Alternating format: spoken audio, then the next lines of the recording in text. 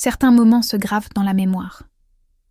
Non pas parce qu'ils sont heureux, mais parce qu'ils font si mal qu'on ne peut jamais les oublier.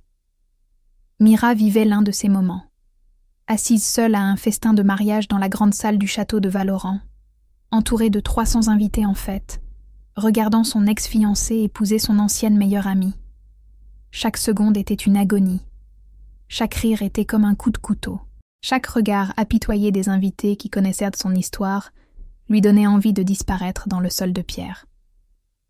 Elle était venue parce que ne pas venir aurait paru pire, aurait donné l'impression qu'elle était brisée, vaincue, incapable de leur faire face.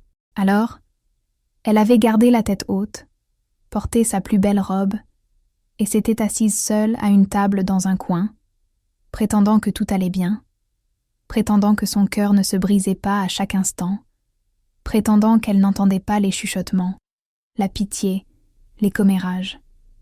Elle avait 26 ans, et elle ne s'était jamais sentie aussi invisible, aussi sans valeur, aussi seule. La vie de Mira avait été simple autrefois. Bonsoir. Elle était la fille unique de Thomas et Hélène. Thomas était un maître charpentier, l'un des meilleurs du royaume. Il avait aidé à construire des parties du château lui-même. Hélène était une maîtresse tisserande, qui créait des tapisseries pour lesquelles les nobles payaient des fortunes.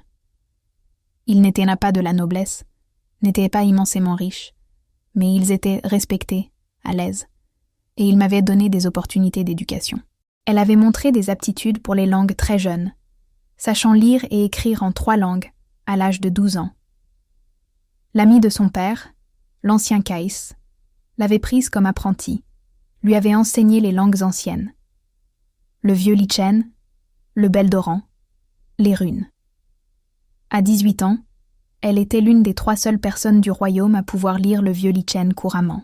À 20 ans, elle travaillait dans les archives royales, la vaste bibliothèque et collection de manuscrits du château, traduisant des textes anciens, copiant des documents importants, préservant l'histoire. C'était un travail calme, solitaire. Mais Mira l'aimait. Elle aimait l'odeur du vieux parchemin, le défi de déchiffrer l'encre passée, le lien avec le passé. Elle était douée dans son travail, respectée et satisfaite. Puis, elle avait rencontré Marcus 2 ans auparavant. Il était le fils du seigneur marchand Alduin. Pas vraiment de la noblesse, mais Alduin avait fait fortune dans le commerce des épices. Il avait des relations dans plusieurs royaumes. Marcus était beau, charmant, éduqué. Il était venu aux archives à la recherche de registres sur les routes commerciales. Ils avaient parlé. Il avait été impressionné par ses connaissances. Il lui avait demandé de la revoir. Elle avait dit oui. 6 mois de cours. Puis il l'avait demandé en mariage. Mira avait été choquée, reconnaissante. Elle ne s'était jamais considérée comme le genre de femme que les hommes remarquent. Elle était calme, simple, préférait les livres aux événements sociaux. Mais Marcus disait qu'il appréciait son esprit, sa nature calme, sa gentillesse, qu'elle ferait une épouse parfaite. Ils avaient annoncé leur fiançailles, fixé une date, et Mira avait commencé à planifier un avenir, un foyer, peut-être des enfants, une vie avec quelqu'un qui la voyait, qui l'appréciait. Puis Stella était entrée en scène. Lady Stella, fille du seigneur Cédric, de la petite noblesse, une famille titrée avec des terres et une lignée remontant à des siècles. Elle avait été choisie comme demoiselle d'honneur, était l'amie la plus proche de Mira depuis l'enfance. Belle, vive, tout ce que Mira n'était pas. Pendant les 6 mois de préparation du mariage, Marcus et Stella passèrent du temps ensemble à organiser, à coordonner, et quelque part au cours de ces mois, ils tombèrent amoureux. Marcus eut la décence de le dire lui-même à Mira. « Il y a 6 mois, Mira, je dois être honnête avec toi. J'ai développé des sentiments pour Stella. De vrais sentiments. Je tiens à toi. Mais ce que je ressens pour elle est différent, plus fort, et elle a ce dont j'ai besoin. Des relations, un statut, un chemin vers la noblesse. Tu comprends, n'est-ce pas? Tu es merveilleuse, mais tu ne peux pas me donner ce qu'elle peut m'offrir. » Mira avait parfaitement compris. Elle n'était pas assez, pas digne, pas de la bonne classe, pas de la bonne beauté, pas la bonne quoi que ce soit. Elle l'avait libéré de ses fiançailles, avait dit à tout le monde que c'était mutuel, avait gardé sa dignité. Mais à l'intérieur, elle s'était brisée. Et pire encore, Stella s'était excusée. Je n'ai jamais voulu que cela arrive. Je l'aime. Je ne peux pas m'en empêcher. S'il te plaît, pardonne-moi. Mira lui avait pardonné. Que pouvait-elle faire d'autre? On ne pouvait pas contrôler qui on aimait. On ne pouvait pas forcer les sentiments. Alors, elle s'était effacée, les avait laissés avoir leur bonheur, et avait essayé de reconstruire sa vie à partir des morceaux. 6 mois à travailler, à éviter les événements sociaux, à s'enfouir dans les manuscrits, à se dire qu'elle allait bien, qu'elle était mieux ainsi, qu'elle trouverait quelqu'un d'autre, tout en sachant que ce ne serait probablement pas le cas. Et puis, l'invitation au mariage était arrivée. Marcus et Lady Stella vous convient cordialement. Elle aurait pu refuser, aurait dû refuser. Mais quelque chose d'obstiné en elle disait non. Elle ne se cacherait pas, ne les laisserait pas penser qu'ils l'avaient brisée. Alors, elle était venue seule pour les regarder célébrer ce qui aurait dû être à elle. La grande salle du château de Valoran était magnifique, haute de 2 étages, des murs de pierre ornés de tapisseries dépeignant des batailles anciennes, d'immenses âtres à chaque extrémité où flambait un feu, de longues tables en chêne sculptées disposées en rangées, la table d'honneur sur une estrade surélevée pour les mariés et les nobles importants, des torches dans des appliques en fer projetant une lumière vacillante, des musiciens sur une galerie au-dessus jouant de la flûte, du luth et du tambour, 300 invités dans leurs plus beaux atours, soies et velours, bijoux, rires et conversations remplissant l'espace comme une chose vivante. Des serviteurs se déplaçant entre les tables avec des plateaux de viande rôtie, des sangliers entiers, des cuisseaux de venaison, du pain frais, des fruits, du vin et des gobelets en argent. C'était un festin digne de la noblesse, une célébration de l'union entre la richesse marchande et le sang titré. Et Mira était assise à une table près du fond, seule. On l'avait placée avec des parents éloignés du marié. Des gens qui ne la connaissaient pas, ne lui parlaient pas. Ils s'étaient présentés poliment, puis s'étaient tournés vers leur propre conversation, la laissant invisible. Elle picorait sa nourriture, ne pouvait pas la goûter. Elle regardait Marcus et Stella à la table d'honneur. Ils avaient à l'air heureux, vraiment heureux. Marcus riant, Stella rayonnante. Ça faisait mal à voir. Encore plus mal quand les yeux de Marcus croisèrent les siens à travers la salle. Quand elle vit de la pitié dans son regard, pas de la culpabilité, de la pitié comme si elle était quelque chose de blessé qu'il avait dû laisser derrière lui. Elle détourna le regard, fixa ses yeux sur son assiette, sur son vin intact, sur n'importe quoi d'autre qu'eux. Les chuchotements commencèrent quelque temps après le 3e plat. Mira les entendit, des bribes de conversation des tables voisines qui lui parvenaient. Est-ce que c'est elle? L'ex-fiancée, la pauvre chose, venue seule à ça. Quelle honte! Elle aurait dû rester à la maison. L'orgueil, je suppose. Un orgueil stupide. Regardez-la. Si simple. Pas étonnant qu'il ait choisi Lady Stella à la place. Les mots coupaient, chacun une petite lame. Mira garda un visage neutre, calme, comme si elle ne les entendait pas. Mais ses mains tremblaient, légèrement. Elle les joignit sur ses genoux, se concentra sur sa respiration. Il faut juste tenir le coup, montrer son visage, prouver que tu vas bien, puis partir. Ne plus jamais les revoir. Le repas continua. Des toasts furent portés au couple heureux, à leur avenir, à l'amour et à la prospérité. Tout le monde leva son gobelet, applaudit. Mira leva le sien aussi, but sans goûter et souhaita désespérément être n'importe où ailleurs. Elle était si concentrée sur sa survie, sur le maintien de son sang-froid, qu'elle ne le remarqua pas. Ne le vit pas se lever de la table d'honneur, ne le vit pas descendre de l'estrade, ne le vit pas traverser la salle, pas avant qu'une ombre ne tombe sur sa table, pas avant qu'une voix ne parle, profonde, résonnante, inimitable. Le siège est libre, Mira leva les yeux, et son cœur s'arrêta.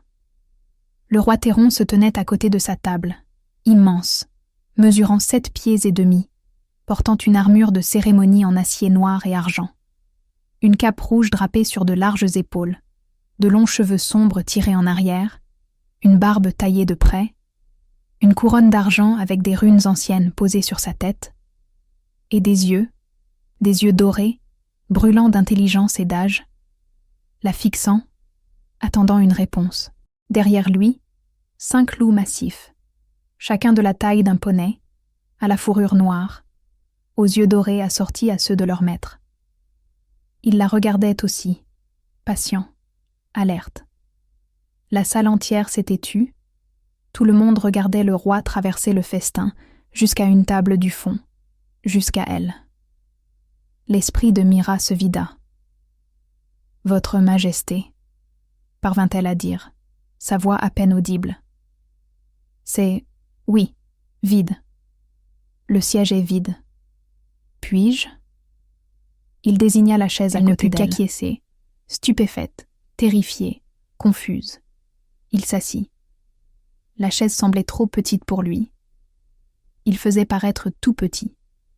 Ses loups s'installèrent autour de la table, créant une barrière entre eux et le reste de la salle, protectrice. Le silence s'étira.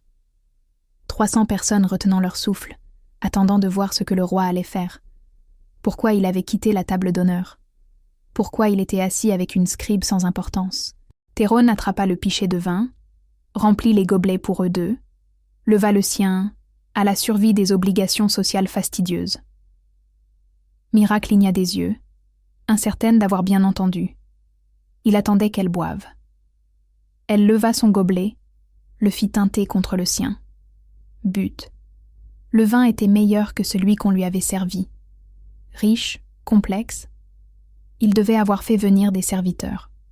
« On dirait que vous préféreriez affronter un peloton d'exécution plutôt que d'être ici, » dit-il. « Ce n'est pas une question, c'est une observation. » Mira sentit la chaleur lui monter aux joues. « Votre Majesté, Pardonnez-moi, je ne voulais pas... »« Paix !» l'interrompit-il doucement. « Je ne voulais pas vous offenser. Je reconnais l'expression. Je la porte assez souvent à ces rassemblements. Vous êtes le roi. Vous appréciez sûrement de telles célébrations. » Il sourit légèrement. Tristement. J'ai assisté à 3000 mariages au cours de ma vie. La nouveauté s'est estompée autour du mariage numéro 50. Elle ne put s'en empêcher. Elle rit. Un petit rire. Surpris, nerveux, mais réel. Son sourire s'élargit d'une fraction. Mieux, vous devriez rire plus souvent. Cela vous va mieux que la misère. Comment saviez-vous que j'étais... Il la regarda directement. C'est votre ancien fiancé à la table d'honneur. Oui.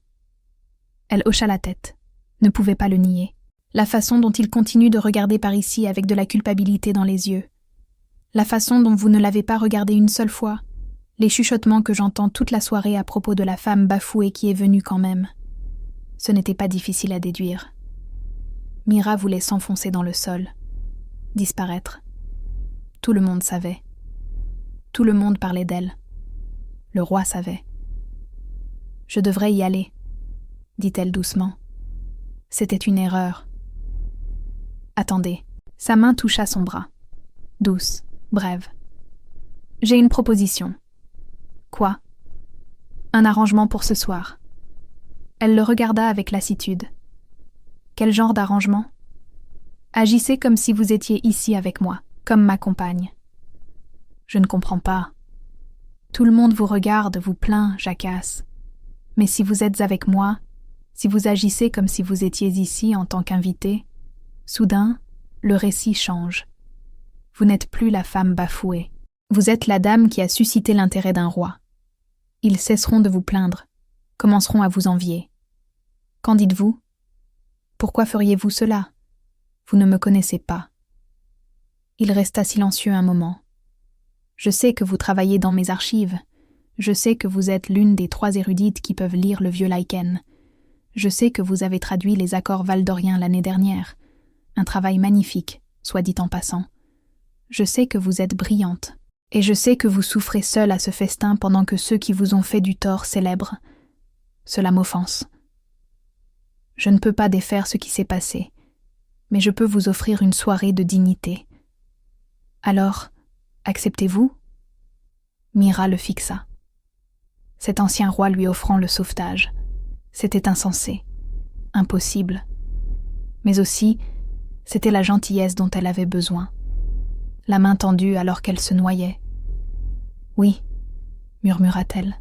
« Oui, merci, Votre Majesté. » Théron. Pour ce soir, appelez-moi Théron. L'effet fut immédiat.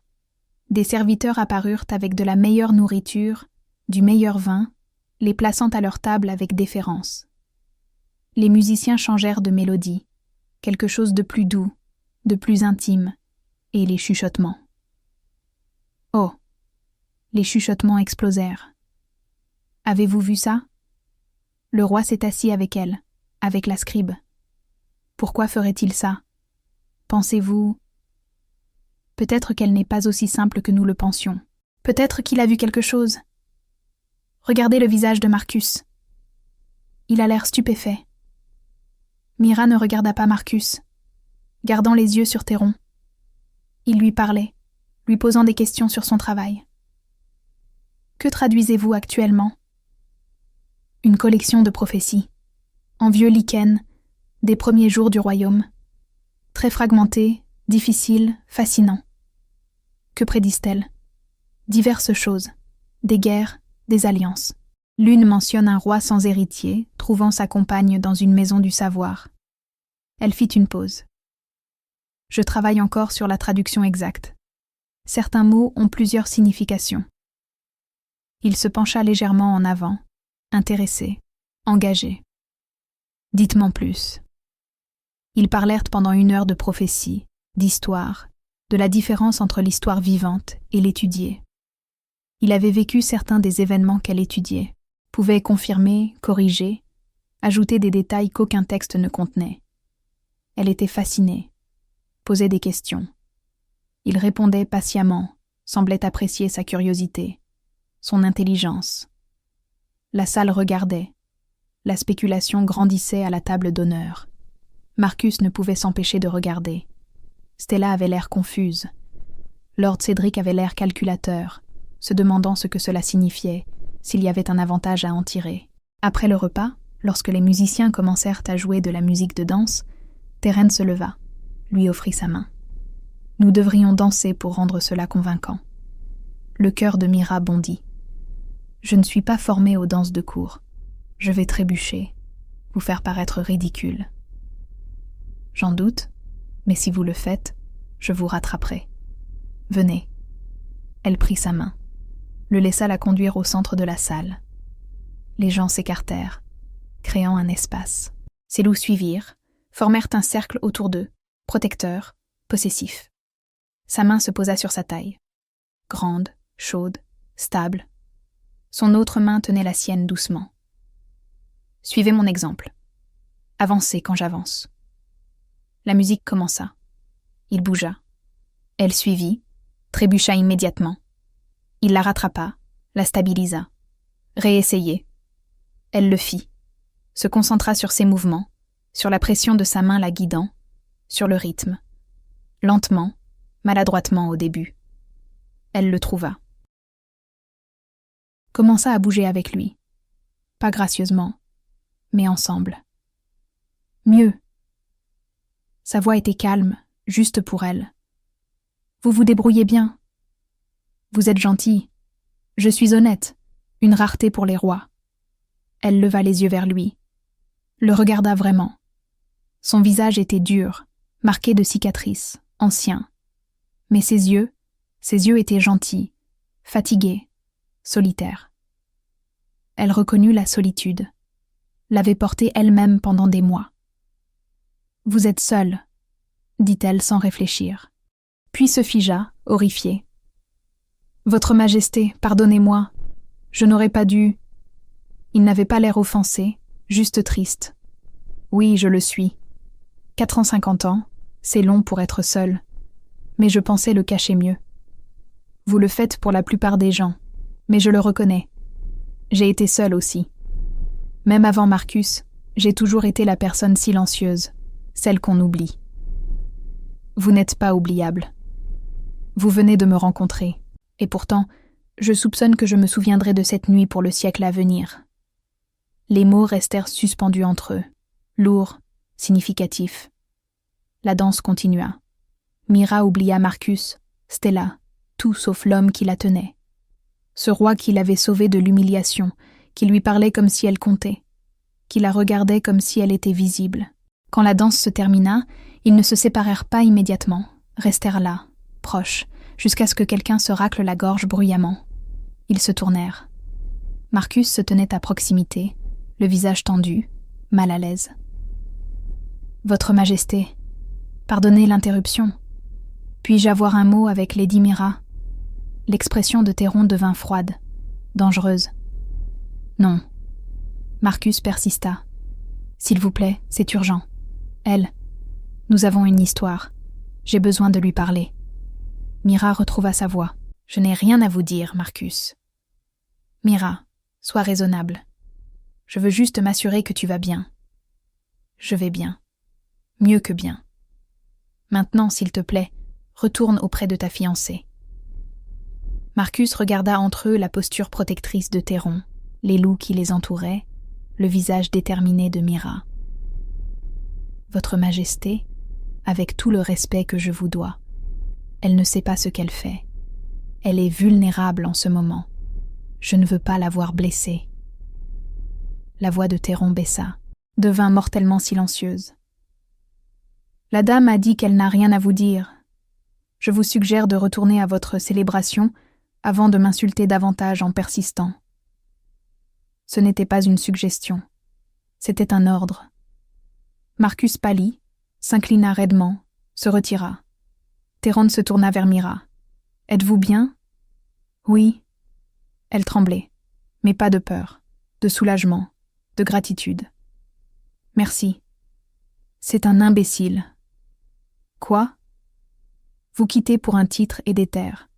Une transaction. »« Pas de l'amour, c'est un imbécile. » Elle sourit, le premier vrai sourire de la nuit. « Peut-être qu'il l'est. » Théron fit un geste vers les portes. « Voulez-vous prendre l'air ? C'est étouffant ici. » Elle hocha la tête, reconnaissante. Ils quittèrent la salle, marchèrent à travers les couloirs jusqu'au jardin du château. La nuit était froide, claire, des étoiles parsemées dans le ciel noir, la lune pleine et brillante, du givre sur l'herbe.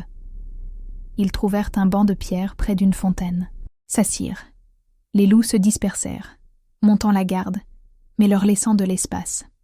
« Pourquoi avez-vous vraiment fait ça ?» demanda Mira. « Ce n'était pas juste pour m'aider, n'est-ce pas ?» Théron resta silencieux, regardant les étoiles. Finalement, il dit « J'ai vu quelqu'un souffrir, quelqu'un qui ne méritait pas de souffrir, et j'avais le pouvoir de soulager sa peine. Alors je l'ai fait. C'est gentil. Ne me créditez pas de trop de gentillesse. » Il la regarda. « J'ai aussi trouvé la situation entière offensante. Cet homme vous a blessé, puis parade avec sa nouvelle épouse sous votre nez. C'est cruel, inutile. Je ne tolère pas la cruauté. Et puis, il fit une pause. Et je voulais vous parler.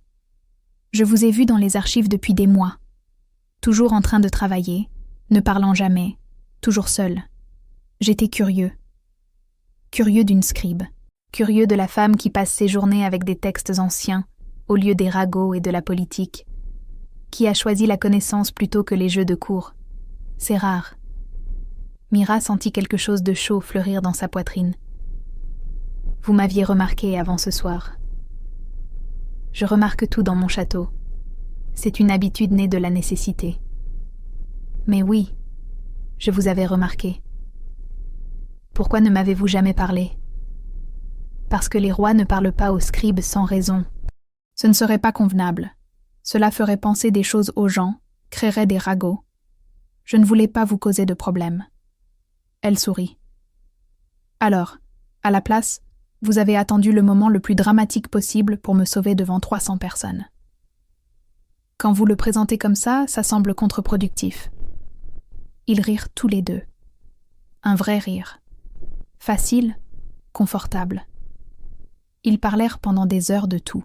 Il lui parla de l'immortalité, de regarder des générations naître, grandir, mourir, de la solitude de ne jamais créer de lien parce que tout le monde finit par partir. Elle lui parla de son enfance silencieuse, de son amour pour les livres plus que pour les gens, de la trahison de Marcus, et comment cela avait confirmé toutes les insécurités qu'elle avait jamais eues, de se sentir invisible, oubliable, sans valeur. « Vous n'êtes pas sans valeur, » dit fermement Théron. « Vous êtes brillante, gentille, forte. Cet homme était trop aveugle pour le voir. C'est son échec, pas le vôtre. Comment savez-vous que je suis forte ? Parce que vous êtes venu ce soir, avez affronté votre douleur, ne vous êtes pas caché. Cela demande un courage que la plupart des gens n'ont pas. » Elle le regarda. Ce roi ancien qui avait vécu des siècles, qui avait tout vu, qui la qualifiait de forte. « Merci pour ce soir. Pour ça. » Il croisa son regard. « Puis-je vous revoir, après ce soir, convenablement ?» Son cœur manqua un battement. « Quoi ? » ?»« Ceci. » Il fit un geste entre eux. « Ce n'est plus une comédie, pas pour moi. Je veux vous revoir, vous faire la cour si vous le voulez bien. Mais vous êtes un roi. Je suis une scribe. Et j'aime les scribes, surtout celles qui peuvent débattre avec moi sur les accords doriens. Je ne comprends pas. Vous pourriez avoir n'importe qui. Pourquoi moi ? Parce qu'en 450 ans, vous êtes la première personne qui m'ait fait ressentir autre chose que le devoir et l'obligation. Vous me défiez, m'intéressez, me donnez envie d'en savoir plus. C'est rare, précieux. Alors oui, je veux vous revoir si vous me le permettez. » Mira resta assise là, à assimiler. C'était insensé, impossible. Les rois ne courtisèrent pas les scribes, ne poursuivaient pas les roturières, mais ils la regardaient comme si elle était la personne la plus importante du royaume, comme si sa réponse comptait plus que tout. « Oui, » murmura-t-elle. « Oui, vous pouvez me revoir. »« Bien, » dit-il en se levant, lui offrant sa main. « Venez, je vous raccompagne chez vous. Mais le festin, ils ne me regretteront pas, et je préférerais vous savoir en sécurité chez vous. » Il la raccompagna à travers le château, à travers la cour, jusqu'à la lisière du quartier du château où elle vivait avec ses parents, une maison modeste, confortable, mais pas grandiose. Il ne sembla pas s'en soucier. « Demain dîner, mes appartements privés, j'enverrai un carrosse. » Mira hocha la tête, submergée, reconnaissante, terrifiée, excitée, tout à la fois. « Demain. » Il leva sa main, déposa un baiser sur ses doigts, courtois, respectueux. « Jusqu'à demain, Mira. » Elle le regarda s'éloigner, ses loups à sa suite, disparaissant dans l'ombre, et se demanda si elle avait rêvé toute la nuit. Si elle se réveillerait demain pour découvrir que tout n'était qu'un fantasme. Mais la chaleur de sa main sur la sienne était réelle. Le baiser sur ses doigts était réel. Demain était réel. Elle entra, trouva ses parents encore éveillés, attendant. Sa mère se leva immédiatement. « Mira, comment ça s'est passé ? Tu vas bien ? Nous étions si inquiets. » Mira sourit. Un vrai sourire. « Je vais bien. Plus que bien. Je crois. Je crois que tout vient de changer. » Le lendemain matin, Mira alla travailler. Les archives royales se trouvaient dans les niveaux inférieurs du château. Des salles fraîches en pierre remplies d'étagères, de milliers de manuscrits, de parchemins, de livres, de textes préservés des siècles passés. Son espace de travail était un petit bureau près d'une fenêtre. Encre, plumes, parchemins, projets en cours étalés.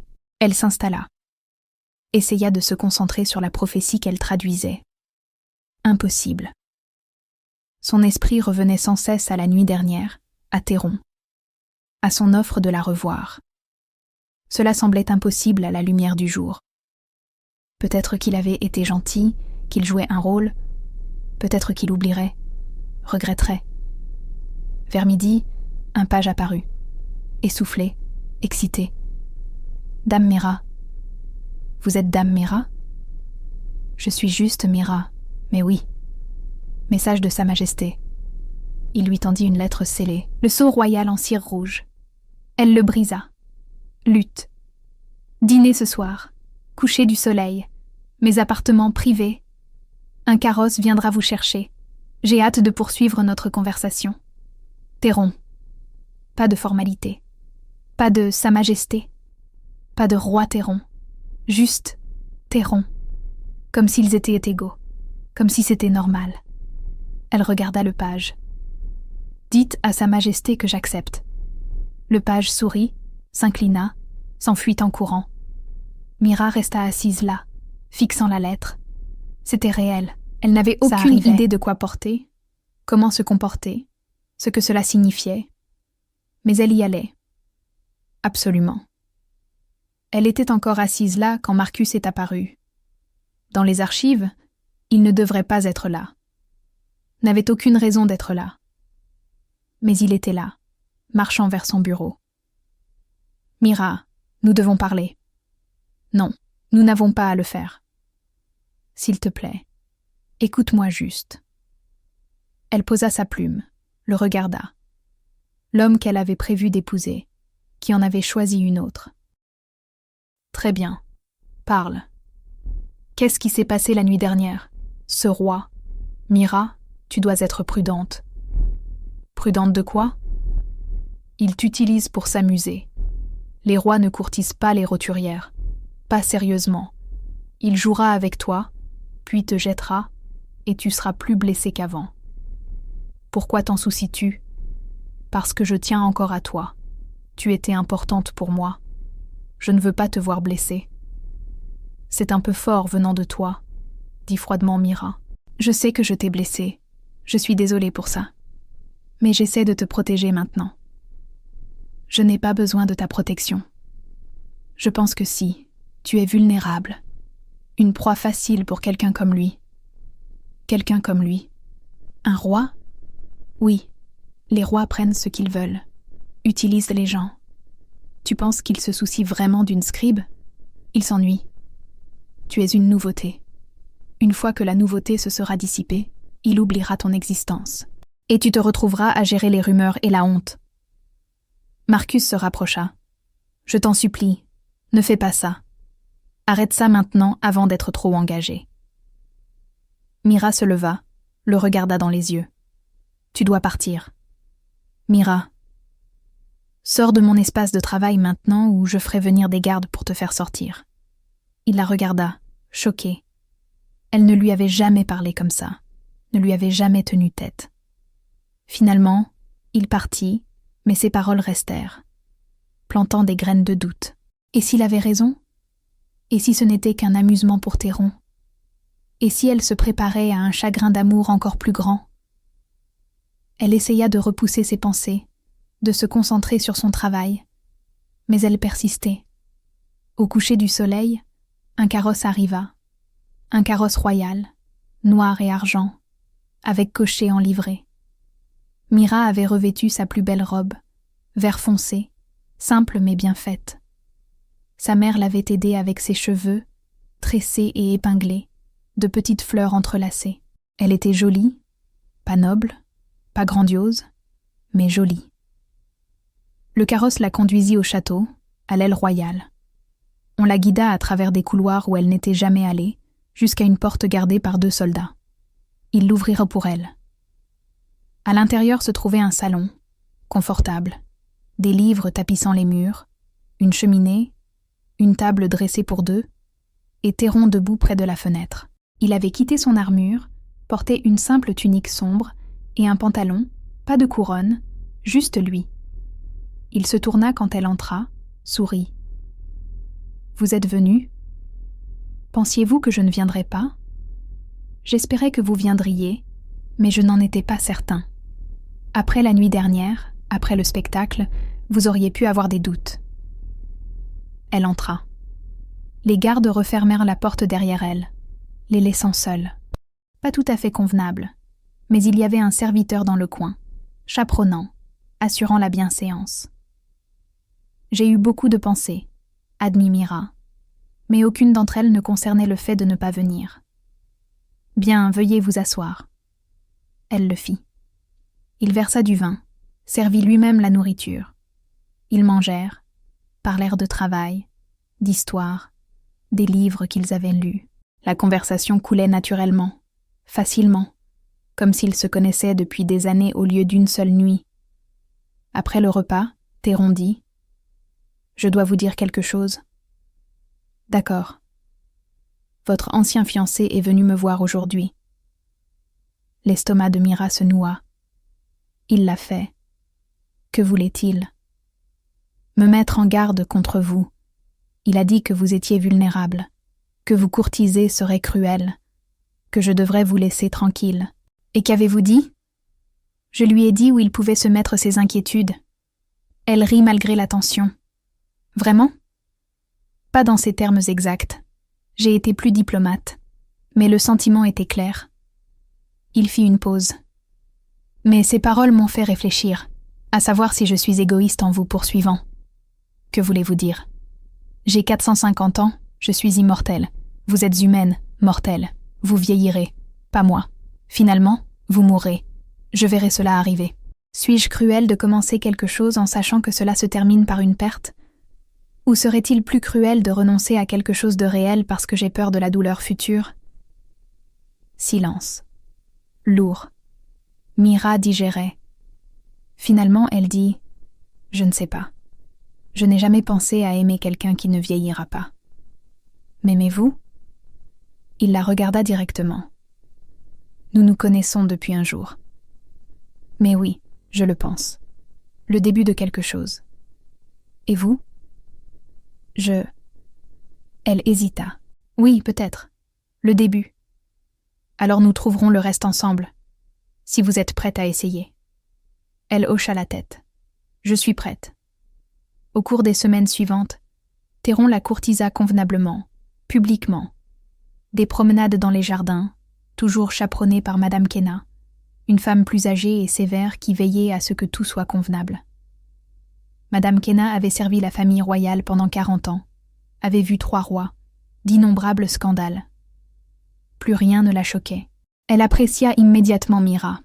« Enfin, quelqu'un de sensé », avait-elle dit après leur première rencontre. Fatiguée des filles nobles et insipides qui ne se soucient que des bijoux et des ragots. Vous avez un cerveau. Utilisez-le. Madame Kenna devint plus qu'une chaperonne. Elle devint enseignante, conseillère, amie. Elle enseigna à Mira l'étiquette de la cour, quelle fourchette utiliser, comment s'adresser aux différents rangs, quand faire la révérence, quand rester ferme. « Vous allez être reine », dit crûment Madame Kenna. « Agissez comme telle. Ne vous excusez pas d'exister. Ne vous rabaissez pas pour mettre les autres à l'aise. Vous avez gagné votre place ici. » Les leçons furent inestimables. Elles donnèrent à Mira la confiance qui lui manquait. Les loups firent également partie de sa vie. Chacun avait une personnalité distincte.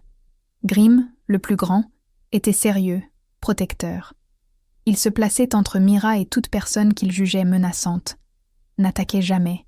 Se tenait simplement là, immobile, un mur vivant. Ash était doux malgré sa taille. Il posait sa tête massive sur les genoux de Mira pendant son travail aux archives, cherchant de l'attention. Elle lui grattait les oreilles en lisant. Il soupirait de contentement. Fang était joueur, jeune pour un loup lichen. Seulement 60 ans. Il lui apportait des choses. Des bâtons, des gants volés, une fois le chapeau d'un membre du conseil. Elle devait les rendre avec des excuses, mais les pitreries de Fang la faisaient rire. Storm était agité, toujours en mouvement, faisant les 100 pas. Il avait besoin d'un but. Mira commença à l'envoyer avec des messages. Il transportait des lettres scellées entre elle et Théron, les apportait aux membres du conseil. Avoir des tâches le calmait. Shadow était le plus intelligent, le plus observateur. Il regardait tout, ne manquait rien. Quand le danger approchait, Shadow le savait le premier, alertait les autres.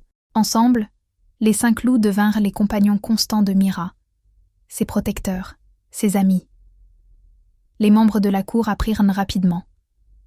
Pour atteindre Mira, il fallait passer par 5 loups massifs. La plupart choisirent la gentillesse. Les dîners avec Théron devinrent une routine. Parfois dans ses appartements, parfois dans la grande salle, toujours visible, toujours appropriée. Il lui rendait visite dans les archives, la regardait travailler, posait des questions, apprenait. Elle lui apprit des textes qu'il n'avait jamais lus, des langues qu'il n'avait jamais apprises. Un après-midi, elle traduisait un passage particulièrement difficile, du vieux lichen mêlé de védorien. Théron regardait par-dessus son épaule. « Qu'est-ce que ça dit ?» demanda-t-il. Elle pointa des symboles. Ce mot ici, il a 3 significations selon le contexte. Lié, connecté ou aimer. La structure de la phrase suggère qu'il s'agit d'union, de mariage, mais le sens exact n'est pas clair. Lisez-le à voix haute, suggéra Théron. Parfois, l'entendre aide. Elle le fit. Prononça les mots anciens. Ils sonnaient comme une musique, rude, belle. Quand elle eut terminé, Théron était silencieux. « Quoi ?» demanda-t-elle. C'était l'ancien vœu de mariage. Ce que vous venez de lire. C'est ce que les lichens disaient en se liant à leurs compagnons il y a des siècles, avant que nous adoptions les coutumes humaines. Que signifie le passage complet ? Quand 2 âmes se reconnaissent à travers le temps et la distance, quand la connaissance devient sagesse et la sagesse devient amour, elles se lient non pas avec des chaînes mais avec le choix. Pour toujours connectées, pour toujours libres, pour toujours une. Mira regarda le texte, puis Théron. C'est magnifique. Oui, Saleste. Ils se regardèrent, une compréhension passant entre eux. C'était ce qu'ils construisaient, pas des chaînes, mais un choix, une connexion, de l'amour. Ils débattirent d'histoires, argumentèrent sur des interprétations, rirent de leurs désaccords, et la cour le remarqua. Les ragots explosèrent. Le roi courtise une roturière, une scribe sans famille, sans dot, sans relation. C'est scandaleux. C'est sans précédent. C'est mal. Lady Sarafina était particulièrement virulente. Elle était une noble, âgée de 200 ans, belle, riche. Elle s'attendait à être reine, s'était positionnée pendant des années. Et maintenant, cette moins que rien prenait ce qui aurait dû être à elle. Elle lança une campagne, subtile au début, remettant en question l'aptitude de Mira, sa lignée, sa valeur. Certains nobles étaient d'accord, d'autres non. Le royaume se divisa. Le conseil de Théron le rencontra, le pressa. « Votre Majesté, vous avez besoin d'une alliance politique, d'un mariage qui renforce le royaume. J'ai besoin d'une partenaire. J'en ai trouvé une. Elle ne peut rien offrir. Pas de terre, pas d'armée, pas de relations. Elle offre l'intelligence, la gentillesse, la compréhension. C'est plus précieux que des terres. Le peuple n'acceptera pas une reine roturière. Alors le peuple apprendra à s'adapter. » Il était inflexible, absolu, et la pression augmenta. Mira la sentit. Les regards, les chuchotements, le jugement. Elle essaya de l'ignorer, de se concentrer sur son travail, sur Théron. Un jour, en travaillant dans les archives, elle trouva quelque chose. Un vieux manuscrit, très vieux, écrit en vieux lycien. Elle était en train de cataloguer, tomba dessus par hasard, commença à lire et se figea. C'était une prophétie écrite des siècles auparavant. Quand les ténèbres menacent et que l'espoir semble perdu, le roi sans héritier trouvera son égal, non pas dans les maisons d'or ou de lignée fière, mais dans la maison du savoir, celle qui parle les langues des anciens, qui tient l'histoire entre ses mains, se tiendra aux côtés de l'Éternel. Ensemble, ils forgeront un avenir écrit dans les étoiles. Mira le lut 3 fois, tremblante. Cette prophétie, elle les décrivait. Roi sans héritier. Théron n'avait pas d'enfant, n'en avait jamais eu. Maison du savoir. Les archives, la bibliothèque. Celle qui parle les langues des anciens. Elle la décrivait. Cette prophétie les concernait. avait été écrite des siècles avant sa naissance, prédisant cela. Elle courut, trouva Théron en pleine réunion du conseil, fit irruption sans s'annoncer. Les membres du conseil parurent scandalisés. Théron se leva immédiatement, inquiet. « Mira, qu'est-ce qui ne va pas ?»« J'ai trouvé quelque chose. C'est important. Le conseil peut attendre. Venez. » Il la conduisit dans son bureau, ferma la porte. « Qu'avez-vous trouvé ?» Elle lui montra le manuscrit, expliqua, traduisit, montra comment il correspondait parfaitement, exactement. Quand elle eut terminé, Théron regardait le texte, puis la regardait. « Ceci a été écrit il y a 300 ans. » « Oui, par la voyante Althia. Elle était douée. Ses prophéties se réalisaient toujours. » Et ça nous décrit. Il leva les yeux. Des yeux dorés intenses. Oui, c'est vrai. La prophétie changea les choses. Théron la présenta au conseil. Fit vérifier l'authenticité par l'ancien Magnus. Magnus était ancien, un érudit. Il examina le manuscrit, confirma. Ceci est une écriture lycienne ancienne authentique. La marque de la voyante Althia, et la prophétie est claire. Le roi trouvera son égal dans un lieu de savoir. Cette union était prédite. Certains membres du conseil l'acceptèrent. D'autres étaient sceptiques. Lady Saraphina était furieuse. C'est trop pratique. Elle l'a probablement falsifié. Créer une fausse prophétie pour justifier cette farce. Mira fut convoquée devant le conseil, obligée de défendre sa découverte. Elle se tint devant eux, nerveuse mais déterminée, présenta les preuves, montra l'analyse de l'encre, la datation du parchemin, les références croisées avec d'autres prophéties connues d'Althia. L'ancien Magnus la soutint. Le texte est authentique. J'ai étudié l'œuvre d'Althia pendant 1 siècle. C'est la sienne.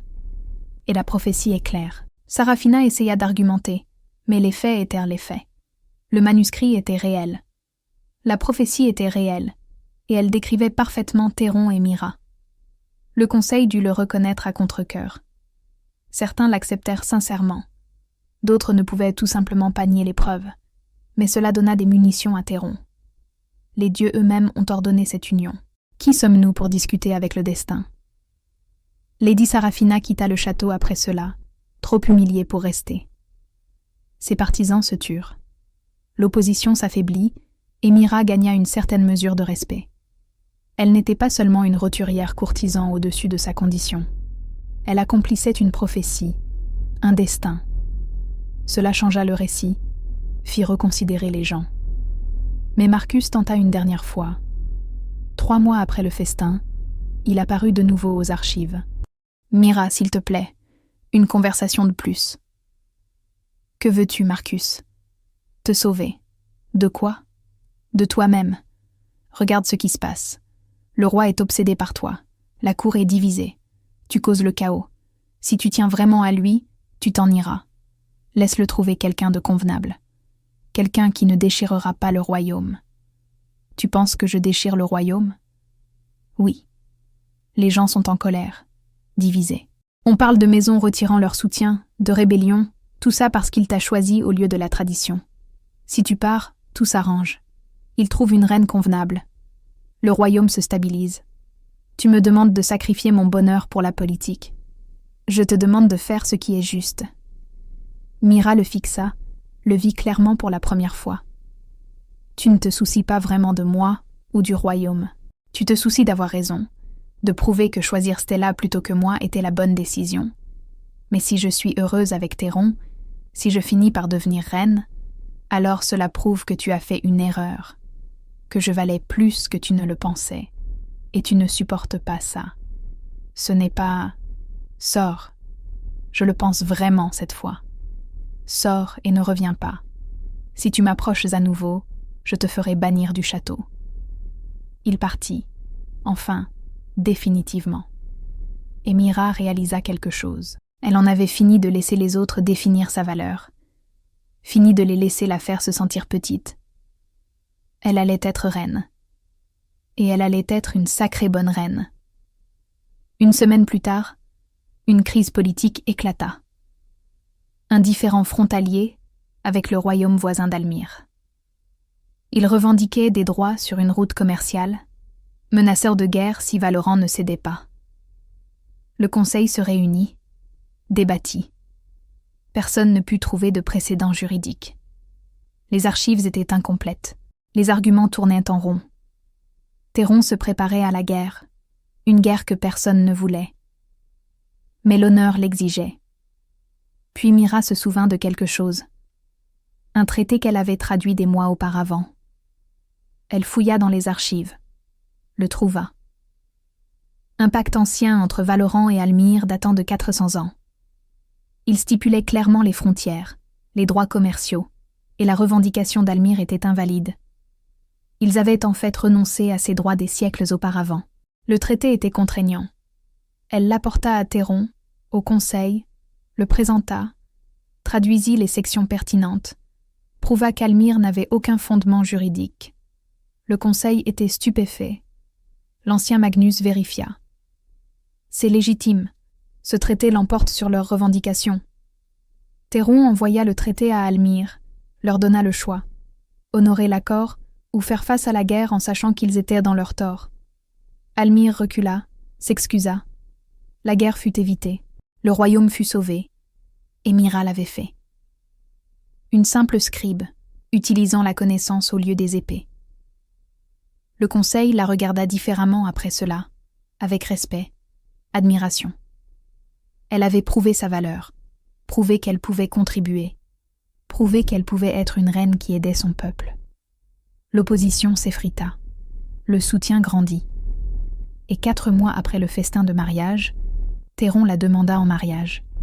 Il l'emmena dans les jardins, le même banc où ils avaient parlé cette première nuit. La lune était pleine, les étoiles brillantes, du givre sur l'herbe, ses loups autour d'eux, protecteurs. Il s'agenouilla, vraiment s'agenouilla. Un roi à genoux devant une scribe. Mira. Il y a 4 mois, j'ai vu une femme souffrant seule à un festin. Je lui ai offert une échappatoire, une soirée de dignité. Je pensais que ce serait une seule nuit, une gentillesse, rien de plus. Mais ensuite je t'ai parlé, j'ai appris qui tu es, ce que tu apprécies, comment tu penses, et j'ai réalisé que je ne voulais pas d'une seule nuit. Je voulais chaque nuit, aussi longtemps que je vivrais. Tu m'as fait ressentir des choses que j'avais oubliées. L'espoir, la joie, un but au-delà du devoir. Tu me défies, me soutiens, te tiens à mes côtés en tant qu'égale. Je ne veux pas d'une reine pour la politique. Je veux une partenaire, quelqu'un que j'aime. Et je t'aime. Alors je te demande, veux-tu m'épouser? Veux-tu être ma reine? Pas à cause d'une prophétie, pas à cause du devoir, mais parce que je te choisis. Et j'espère que tu me choisiras. Elle pleurait, des larmes de joie. Oui. Elle s'agenouilla avec lui, prit ses mains. Oui, je te choisis. Absolument. Toujours. Il lui glissa une bague au doigt, simple, en argent avec un seul saphir. Des runes gravées à l'intérieur. Du vieux lycien. Elle les lut. La connaissance est une force. L'amour est un pouvoir. Parfait. Il l'attira contre lui, l'embrassa, et les loups hurlèrent, célébrant. Le royaume l'apprit le lendemain. L'annonce fut faite. Certains célébrèrent, d'autres grommelèrent, mais la plupart acceptèrent. La prophétie était connue. La guerre évitée était connue. Mira avait fait ses preuves. Et le roi était heureux, vraiment heureux, pour la première fois depuis des décennies. Cela comptait. Avant le mariage, Mira rendit visite à ses parents. Ils vivaient dans le quartier des artisans, une modeste maison en pierre avec un atelier attenant. Son père sculptait du bois quand elle arriva. Sa mère tissait à son métier. Ils s'arrêtèrent quand ils la virent de son visage. « Papa, maman, je dois vous dire quelque chose. » Ils s'assirent. Elle leur raconta tout. La cour, la prophétie, la demande en mariage, le mariage dans 3 mois. Quand elle eut terminé, Sa mère pleurait. Des larmes de joie. Ma fille calme et brillante, une reine. Son père lui tint les mains. Les siennes étaient rugueuses, calleuses après des décennies de menuiserie. « Es-tu heureuse » demanda-t-il. « C'est tout ce qui compte. Suis-je heureuse » ? « Oui, terrifiée, mais heureuse. »« Alors nous sommes heureux aussi. Il se comporte bien avec toi, ce roi. »« Il me voit, papa. Il me voit vraiment. Il accorde de la valeur à ce que je pense, à ce que je sais. Il ne veut pas me changer. Il me veut exactement comme je suis. » C'est bien. C'est comme ça que ça devrait être. Sa mère lui toucha le visage.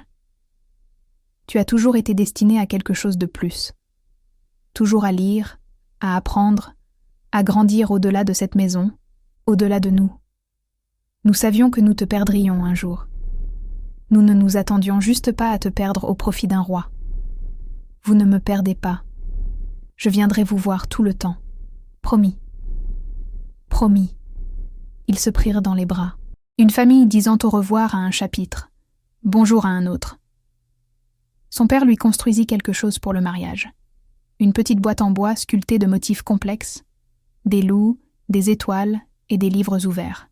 « Pour tes trésors, dit-il, pour que tu te souviennes d'où tu viens. »« Je n'oublierai jamais, promit-elle. » Ils se marièrent 3 mois plus tard. Une petite cérémonie selon les normes royales. Seulement une centaine d'invités, tenus dans les jardins du château sous les étoiles.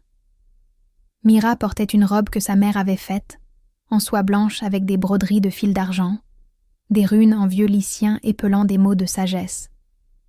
Ses cheveux étaient lâchés, des fleurs entrelacées, simples, magnifiques.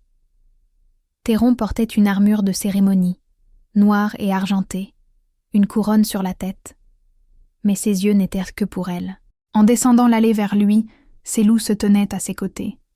5 bêtes massives en formation, solennelles, protectrices. Les parents de Mira étaient là, pleurant de joie. Leur fille calme et livresque, devenant reine. C'était impossible, un rêve, mais réel.